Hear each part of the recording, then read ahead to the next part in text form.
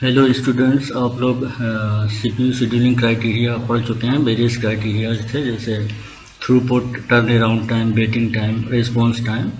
तो next previous turn में आप लोग सब पढ़ चुके हैं। अगला हम आगे शुरुआत करते हैं सीपीयू शेड्यूलिंग एल्गोरिथम्स। इसके बारे में भी आप लोग जान चुके हैं। सीपीयू शेड्यूलिंग कौन कौन सी थी, नॉन प्रीएम्प्टिव और प्रीएम्प्टिव शेड्यूलिंग। उसमें से भी आप लोगों को कैटेगराइज करके बताया गया था कि कौन कौन सी प्रीएम्प्टिव है और कौन कौन सी नॉन प्रीएम्प्टिव है। तो हम शुरुआत करते हैं first come first serve scheduling algorithm से। सिंपलेस्ट एल्गोरिथम है। इसमें से देखें, it is the simplest CPU scheduling algorithm. With this scheme the process that request the CPU first is allocated the CPU first. मतलब ये है कि सबसे सिंपल स्कीम है। इस स्कीम के थ्रू या इस शेड्यूलिंग एल्गोरिथम के थ्रू जो भी प्रोसेस रिक्वेस्ट देता है सीपीयू के लिए, सबसे पहले जो भी सीपीयू एलोकेट करने के लिए रिक्वेस्ट भेजता है उसी को सबसे पहले सीपीयू एलोकेट हो जाता है। सिंपल से ये लिखा हुआ है, with this scheme the process that request the CPU first is allocated the CPU first. This scheme comes under the non preemptive scheduling algorithm. Pre-emptive non pre-emptive आप लोगों को बताया गया है। तो ये किस में आता है? नॉन प्रीएम्प्टिव शेड्यूलिंग में। वंस नॉन प्रीएम्प्टिव का मतलब क्या है उसमें से देखें, इसमें फिर से क्लियर कर दिया गया है। Once the CPU has been allocated to a process, that process keeps the CPU until it releases the CPU either by terminating or by requesting IO devices। मतलब ये है कि अगर प्रीएम्प्टिव नॉन प्रीएम्प्टिव स्कीम में क्या है कि अगर किसी भी प्रोसेस को सीपीयू एलोकेट हो जाता है तो वो प्रोसेस तब तक सीपीयू को रिलीज नहीं करेगा जब तक उसका एग्जीक्यूशन कंप्लीट नहीं हो जाता या उसको इनपुट आउटपुट ऑपरेशन परफॉर्म की जरूरत नहीं होती। ये सब आप लोगों को प्रीवियस लेक्चर में भी बताया गया है। तो इसमें भी क्लियर कर दिया। क्यों क्लियर कर दिया? क्योंकि ये किस में आता है? FCFS, first come first serve scheduling algorithm किस में आता है? नॉन प्रीएम्प्टिव शेड्यूलिंग में। तो the FCFS algorithm is based for batch operating system while it is not suitable for time sharing system. मतलब ये एल्गोरिथम किसके लिए बेस्ड है? बैच ऑपरेटिंग सिस्टम के लिए। और ये सुटेबल नहीं है किसके लिए? टाइम शेयरिंग सिस्टम के लिए। क्यों? क्योंकि टाइम शेयरिंग सिस्टम में क्या है, हर एक यूजर को सीपीयू कुछ समय के लिए, मतलब बराबर समय के लिए एलोकेट कर दिया जाता है, हर एक यूजर या हर एक प्रोसेस के लिए। तो वही लिखा हुआ है, for time sharing systems where it is important that each user should get the CPU for an equal amount of time. ठीक है। तो next, the average waiting time is often quite long, especially if the request of the short CPU burst process waits behind the long ones. तो इसको detail में समझने के लिए हमें एक एग्जाम्पल लेना होगा। तो एग्जाम्पल क्या लेते हैं हम? देखें, consider the following set of processes that arrive at time 0 and having their CPU worst time in millisecond. CPU worst time क्या है? CPU worst time indicates that for how much time the process needs the CPU. ठीक है, simple भाषा में एक example लिया है। इसमें से एग्जाम्पल में क्या दिखाया कि नंबर ऑफ प्रोसेसेस दिखाए गए हैं। कितने? 3 प्रोसेसेस दिखाए गए हैं। P1 इसका वर्स्ट टाइम कितना है? 20 मिली सेकेंड। मतलब ये है कि इस प्रोसेस P1 को कितना टाइम के लिए सीपीयू चाहिए? 20 मिली सेकेंड के लिए। नेक्स्ट प्रोसेस P2 को 3 मिली सेकेंड या प्रोसेस P3 को 4 मिली सेकेंड के लिए। तो ये टाइम दिया गया है। अब इसमें से आपको कहा जाता है इस तरह से कि ठीक है, एवरेज वेटिंग टाइम या average turn around time calculate करके निकालें। तो calculate the average waiting time turn around time if the processes are arrived in the order. ठीक है, इसमें से तो हमने कोई ऑर्डर नहीं बताया। इसमें से क्या बताया कि ये प्रोसेस है और इसमें से इस टेबल में सिर्फ दिए गए हैं, प्रोसेसेस दिए गए हैं और उनका करस्पॉन्डिंग सीपीयू बस टाइम दिया गया है। ठीक है। अब यहाँ पर एक क्वेश्चन बनता है कि इनका एवरेज वेटिंग टाइम या एवरेज टर्न अराउंड टाइम, जो कि अक्सर क्वेश्चन पूछा जाता है, तो क्या कितना है? तो calculate the average waiting time turn around time if the processes are arrived in the order of P1 P2 P3। मतलब फर्स्ट क्वेश्चन ये बनता है कि अगर प्रोसेस इस ऑर्डर में आते हैं, ठीक है, कहां पर आते हैं? रेडी क्यू में। अब ये सारा का सारा आप प्रीवियस लेक्चर्स में पढ़ चुके हैं क्या, कि कोई भी प्रोसेस रेडी क्यू में है तभी उसका एग्जीक्यूशन संभव है। तो ये सारे के सारे प्रोसेस कहाँ पर आए हैं, रेडी क्यू में आए। किस ऑर्डर में आए हैं, P1 P2 P3, ठीक है। और किस समय आए हैं, किस समय आए हैं, ये देखें एग्जाम्पल में दिया एट टाइम 0। इसका मतलब एट टाइम 0 का मतलब ये है कि सारे के सारे एक ही साथ आए हैं, लेकिन किस ऑर्डर में आए हैं, P1 P2 P3, ठीक है। इस ऑर्डर में आए, इसका मतलब क्या है कि P1 ने पहले रिक्वेस्ट दिया, फिर P2 ने दिया, फिर P3 ने दिया। ये क्लियर हो गया। इसी तरह से अगर इस ऑर्डर में आए हैं P3 P1 और P2, ठीक है, तब एवरेज वेटिंग टाइम क्या होगा।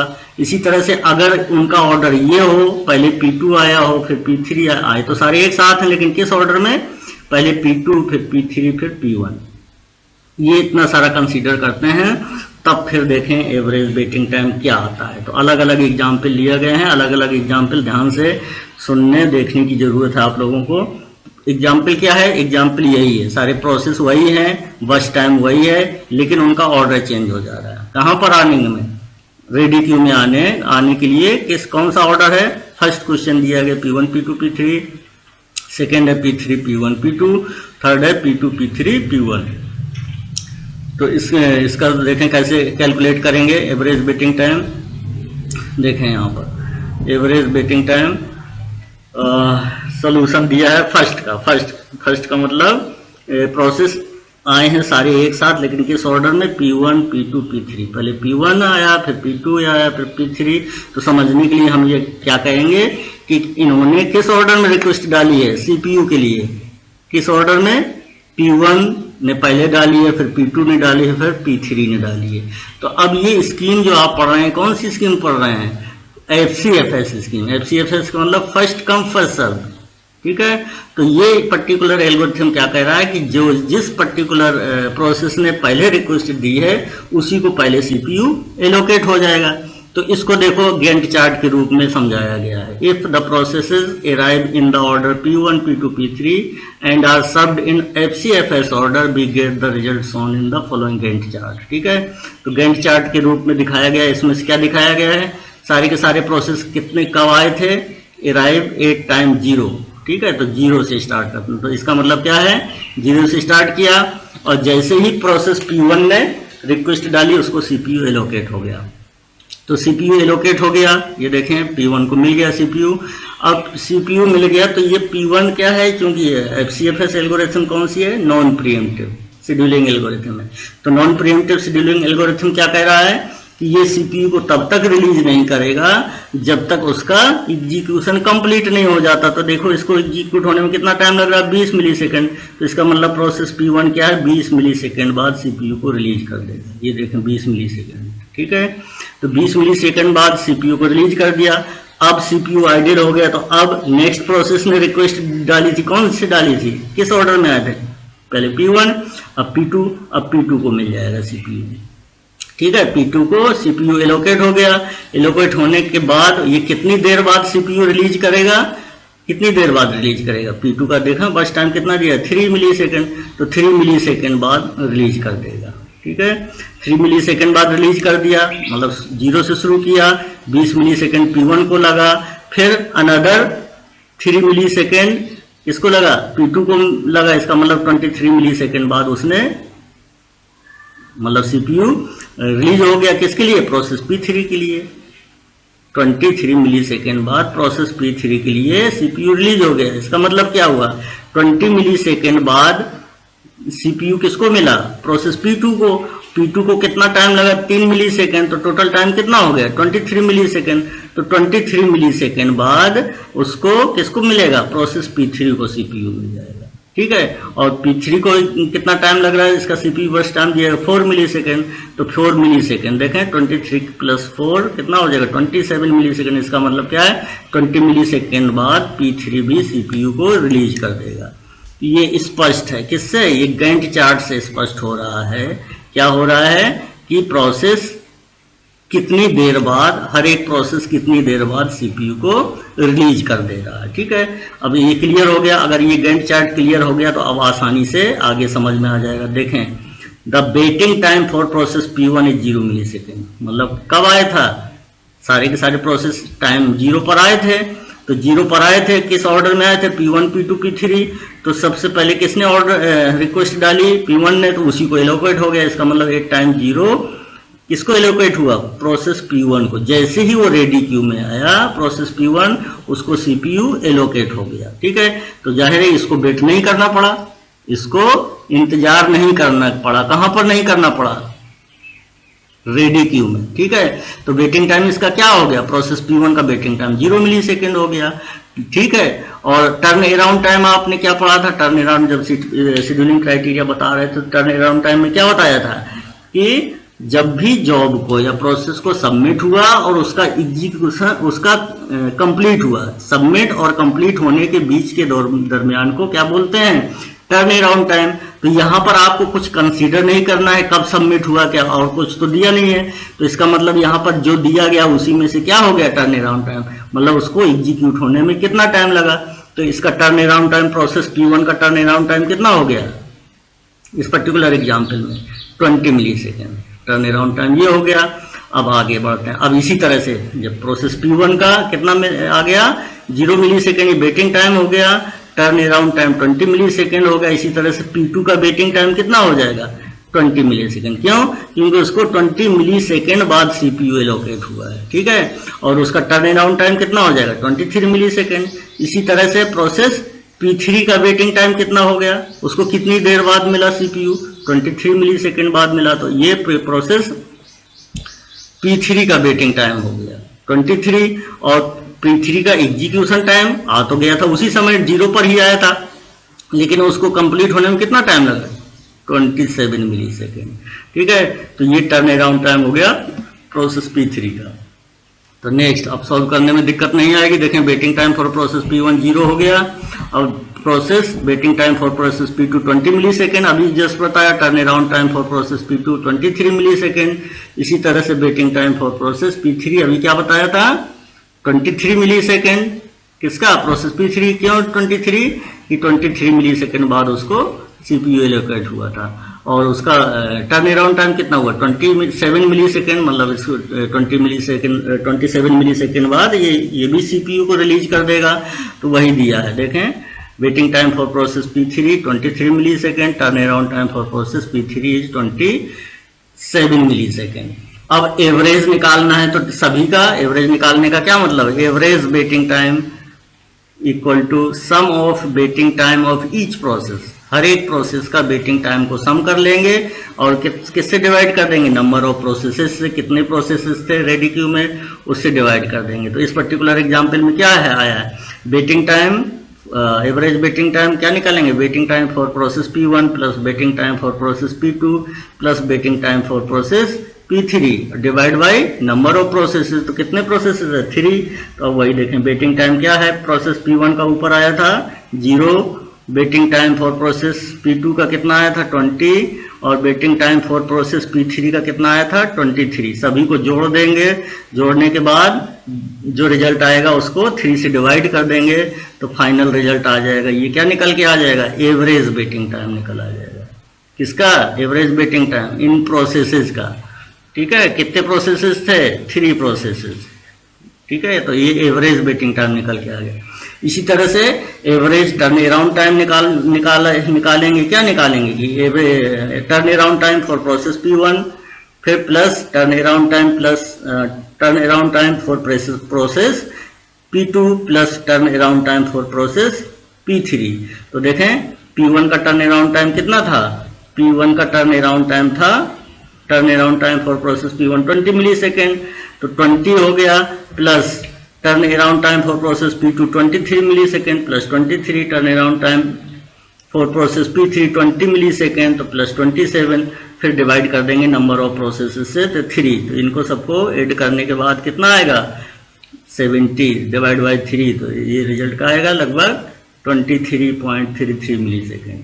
तो ये है फर्स्ट एग्जाम्पल। एग्जाम्पल का फर्स्ट क्या था?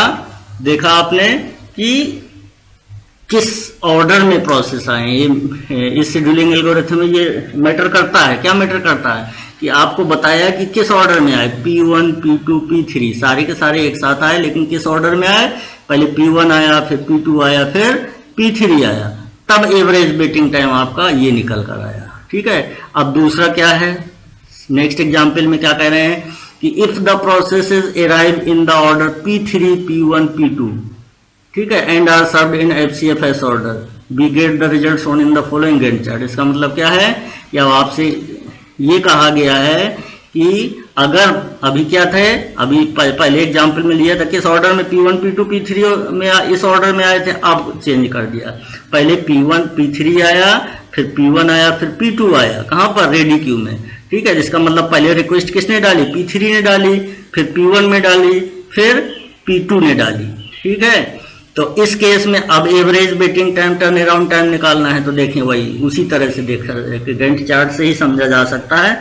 सबसे पहले देखें किसने रिक्वेस्ट डाली, सारे के सारे प्रोसेस 8 टाइम 0 आए थे, और 8 टाइम 0 का मतलब सारे के सारे एक साथ आए थे। ठीक है, और 8 टाइम 0 आए, इसका मतलब सबसे पहले किसने रिक्वेस्ट डाली, P3 ने। क्यों, क्योंकि इस ऑर्डर में आया, तो P3 ने डाली रिक्वेस्ट, उसको CPU एलोकेट हो गया। तो P3 का वॉच टाइम कितना था, 4 मिली सेकेंड, तो 4 मिली सेकेंड बाद ये रिलीज कर देगा CPU को। 4 मिली सेकेंड बाद नेक्स्ट जिसने रिक्वेस्ट डाली थी, P1 ने रिक्वेस्ट डाली थी, तो उसको CPU एलोकेट हो जाएगा। 4 मिली सेकेंड बाद CPU एलोकेट हुआ किसको, प्रोसेस P1 को। तो P1 कब तक रिलीज नहीं करेगा, जब तक उसका एग्जीक्यूशन कंप्लीट नहीं हो जाएगा। इसका मतलब इसका टाइम कितना है, वॉच टाइम 20 मिली सेकेंड। तो 20 मिली सेकेंड मतलब 4 मिली सेकेंड पहले लगा किसको, P3 को एग्जीक्यूट होने में, फिर 20 मिली सेकेंड P1 को एग्जीक्यूट होने में लगा, तो टोटल टाइम कितना हो गया, 24। तो 24 मिली सेकेंड बाद फिर से CPU रिलीज हो जाएगा, या फिर से CPU अवेलेबल हो जाएगा, और वो अवेलेबल होने के बाद किसको एलोकेट हो जाएगा, क्योंकि नेक्स्ट रिक्वेस्ट किसकी थी, P2 की, तो P2 को CPU एलोकेट हो गया। अब P2 का वॉच टाइम कितना था, 3 मिली सेकेंड, तो 3 मिली सेकेंड बाद ये भी CPU को रिलीज कर देगा। तो टोटल कितना है, 27 मिली सेकेंड बाद फिर CPU आइडल हो जाएगा। ठीक है, तो सेम वही एग्जाम्पल है, तब वही एग्जाम्पल है, लेकिन क्या है, ऑर्डर चेंज हो गया, और बाकी सारा रहा है, मतलब तीन प्रोसेस वही रहे, लेकिन उनका ऑर्डर चेंज हो गया, वॉच टाइम सेम है। तब देखें एवरेज वेटिंग टाइम कितना आता है, तो वही एवरेज वेटिंग टाइम निकालने का क्या मेथड है कि पहले वेटिंग टाइम निकालना होगा इस सभी प्रोसेसेस का, और टर्न अराउंड टाइम सभी प्रोसेसेस का निकालेंगे। जब सभी प्रोसेस का टर्न अराउंड टाइम और वेटिंग टाइम निकल आएगा, तो आसानी से हम एवरेज वेटिंग टाइम और एवरेज टर्न अराउंड टाइम निकाल सकते हैं। ठीक है, तो देखें average waiting time for process P1 का एवरेज वेटिंग टाइम क्या है, यहाँ पर देखें 4 मिली सेकेंड। P2 का एवरेज वेटिंग टाइम देखें यहाँ पर 24 मिली सेकेंड। P3 का वेटिंग टाइम क्या है, 0, क्योंकि वो जैसे ही आया उसको CPU मिल गया, तो ये वेटिंग टाइम हो गया। तो एवरेज वेटिंग टाइम निकालेंगे तो क्या ना, 4 + 24 + 0 डिवाइड बाई 3, रिजल्ट आएगा 9.33 मिली सेकेंड। ठीक है, इसी तरह से turn around time process P1 को कंप्लीट होने में कितना टाइम लगा, 24 मिली सेकेंड। ठीक है, इसी तरह से प्रोसेस P2 को 27 मिली सेकेंड। तो ये टर्न अराउंड टाइम निकला है P2 का। इसी तरह से P3 का टर्न अराउंड टाइम सिर्फ 4 मिली सेकेंड है। तो एवरेज टर्न अराउंड टाइम कितना निकल के आ जाएगा, 24 + 27 + 4 डिवाइड बाई 3। ठीक है, तो देखें कितना आया, average turn around time 24 + 27 + 4 divide by 3 = 55/3, result आया 18.33 मिली सेकेंड। ठीक है, देखें दोनों अंतर आया। पहले कितना था average waiting time, first case में, फर्स्ट जिसमें से ऑर्डर क्या था, P1, P2, P3, तो उसमें से कितना था waiting time, average waiting time 14 मिली सेकेंड था, लगभग 14.3 मिली सेकेंड। इसी तरह से एवरेज टर्न अराउंड 23.33 मिली सेकेंड। अब इस केस में देखें कम हो गया, जब ऑर्डर चेंज कर दिया, इसका मतलब क्या है कि जिसका CPU वॉच टाइम कम था उसको पहले ले लिया। ठीक है, तो इसमें से देखें एवरेज वेटिंग टाइम कम हो गया। ठीक है, और टर्न अराउंड टाइम इसमें से देखें ये हो गया, चेंज हो गया। नेक्स्ट देखें ये देखें ठीक है। तो चेंज आ रहा है, कैसे चेंज आ रहा है ये आप लोग देख सकते हैं ध्यान से, ठीक है। क्या हमने ऑर्डर चेंज किया, ऑर्डर चेंज किया कि हमने पहले क्या किया, कम बर्स्ट वाला CPU बर्स्ट वाला है प्रोसेस को रेडी क्यू में पहले रिक्वेस्ट डाली उसने रेडी क्यू में आने के बाद, ठीक है। उसी तरह से नेक्स्ट है example, if the process arrive in the order P2 P3 P1, इसका मतलब क्या है कि अब P2 का क्या वर्स्ट टाइम था 3 मिली सेकेंड, ठीक है, और P2 का था 3, P3 का 4 था और P1 का, इसका मतलब क्या है अब इंक्रीजिंग ऑर्डर क्या मतलब increasing order, CPU worst time, सबसे पहले वर्स्ट टाइम जिसका सबसे कम वर्स्ट टाइम था वो सबसे पहले आया, उसके बाद नेक्स्ट वर्स्ट टाइम वाला, फिर जिसका हायर वर्स्ट टाइम था सबसे ज्यादा वो सबसे बाद में आया का मतलब सबसे बाद में उसने रिक्वेस्ट डाली, ठीक है। इसका मतलब क्या है कि अब देखें वही एग्जाम्पल है P2 P3 P1, वही एग्जाम्पल वही है लेकिन सिर्फ ऑर्डर चेंज हो गया। तो देखें P2 सबसे पहले P2 आया, गैंट चार्ट के थ्रू देखा जा सकता है, इसका मतलब सबसे पहले P2 ने रिक्वेस्ट डाली 8 टाइम 0, उसको CPU एलोकेट हो गया, ठीक है। तो उसका वर्स्ट टाइम क्या था P2 का 3 मिली सेकेंड, तो 3 मिली सेकेंड बाद वो CPU को रिलीज कर देगा। तो नेक्स्ट CPU किसको मिलेगा, जिसने नेक्स्ट रिक्वेस्ट डाली थी, P3 ने नेक्स्ट रिक्वेस्ट डाली थी तो P3 को मिल गया। इसका वर्स्ट टाइम कितना था 4 मिली सेकेंड, तो अनदर 4 मिली सेकेंड बाद, मतलब पहले 3 मिली सेकेंड बाद उसको खुद को मिला, फिर 3 मिली सेकेंड में 4 मिली सेकेंड जुड़ जाएगा, क्यों, इसको वर्स्ट टाइम इसका कितना था 4 मिली सेकेंड, तो 3 + 4 मतलब 7 मिली सेकेंड बाद वो फिर रिलीज कर देगा CPU को। कौन सा रिलीज कर देगा, P3 रिलीज कर देगा।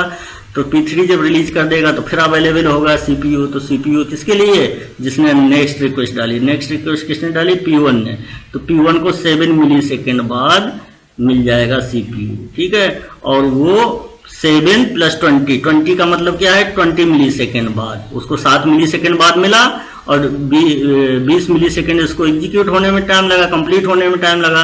तो 7 + 20 कितना हो गया 27 मिली सेकेंड। तो 27 मिली सेकेंड बाद ये फिर CPU को रिलीज कर देगा, ठीक है। तो CPU फिर अवेलेबल हो जाएगा अनदर प्रोसेस के लिए, जो प्रोसेस रेडी क्यू में होगा। तो एग्जाम्पल वही है, सिर्फ ऑर्डर चेंज किए हैं। तो अब देखें waiting time for process P1 7 millisecond, ठीक है। P1 का वेटिंग टाइम कितना है 7 मिली सेकेंड। प्रोसेस P2 का वेटिंग टाइम कितना है 0 मिली सेकेंड। प्रोसेस P3 का वेटिंग टाइम कितना है 3 मिली सेकेंड, ठीक है। इसी तरह से turn around time process P1 को कितना लग रहा है टाइम कंप्लीट होने में 20 मिली सेकेंड। प्रोसेस P2 को 3 मिली सेकेंड, प्रोसेस P3 को 7 मिली सेकेंड। सभी को जोड़कर 3 से डिवाइड कर देंगे तो एवरेज टर्न अराउंड टाइम निकल आएगा। तो देखें एवरेज टर्न अराउंड टाइम सबसे इसमें से कौन सा है, waiting time for process P1 7 + 0 + 3, ठीक है। 7 + 0 + 3 डिवाइड बाई 3 = 3.33 मिली सेकेंड। तो देखें सबसे कम एवरेज वेटिंग टाइम किस में आया, एग्जाम्पल वही था, सिर्फ ऑर्डर चेंज करते गए तो इसमें आया 3.33 मिली सेकेंड, ठीक है। इसी तरह से एवरेज वेटिंग टाइम कितना निकल के आया, ये भी देखिए कम हो गया। क्या हो गया, first come first scheduling algorithm का यूज करके ये देखें कितना आया, सबसे कम आया। ये भी एवरेज टर्न अराउंड टाइम कितना आया 12.33 मिली सेकेंड। तो उन ऊपर जो एग्जाम्पल अभी आपको दिए गए उनसे क्या समझ में आया, देखें यहाँ पर स्पष्ट क्लियर कर दिया गया है। Hence from the example above it is clear that in FCFS policy order of processes plays a major role in the measurement of average waiting time. Thus the average waiting time under FCFS scheduling is generally not minimal, ठीक है, and may vary substantially if the processes burst time vary greatly, ठीक है। तो ये example हैं। और या हम ये कहें कि सिंपल भाषा में कि आपको अगर कोई क्वेश्चन दिया जाता है और आपसे कहा जाता है कि एवरेज टर्न अराउंड टाइम या एवरेज वेटिंग टाइम निकालें, तो अब आप आसानी से निकाल सकते हैं, बशर्ते आपने क्या बनाया होगा, पहले गैंट चार्ट बनाया होगा। गैंट चार्ट अगर सही बन गया तो आपका कैलकुलेशन बिल्कुल सही आएगा, रिजल्ट जो आएगा बिल्कुल सही आएगा। तो गैंट चार्ट कैसे बनाना है ये आपको बताया जा चुका है। सिंपली देखना है कि सबसे पहले किसने रिक्वेस्ट डाली, कब डाली, किस समय में डाली और किस ऑर्डर में आए थे, ये देखना है। और अगर वो ही गैंट चार्ट में आपने ला दिया तो जाहिर है कि आपका आंसर बिल्कुल सही आएगा। ठीक है, तो ये अभी हमने सिर्फ सिंपलेस्ट एल्गोरिथम बताई है, तो इसको फिर से आपको बार बार कई सारे इसके एग्जाम्पल जो बुक्स में दिए गए हैं आप लोगों को, उनको सॉल्व करेंगे FCFS शेड्यूलिंग एल्गोरिथम का यूज करके। ठीक है, अगर ये क्लियर हो गया आपको तो आगे जो एल्गोरिथम आएंगी वो भी इसी तरह से आपको समझाया जाएगा, लेकिन वो तभी समझ में आएगा जब आपको ये क्लियर हो जाएगा। FCFS सिंपलेस्ट एल्गोरिथम है ये। तो अगर इसमें आपको ये समझ में आ गया कि एवरेज वेटिंग टाइम और एवरेज टर्न अराउंड टाइम कैसे निकालते हैं, तो आगे एल्गोरिथम्स का यूज करके भी आप आसानी से एवरेज वेटिंग टाइम और एवरेज टर्न अराउंड टाइम निकाल सकते हैं। ठीक है, तो नेक्स्ट लेक्चर नेक्स्ट टाइम बताएंगे, तब तक के लिए धन्यवाद।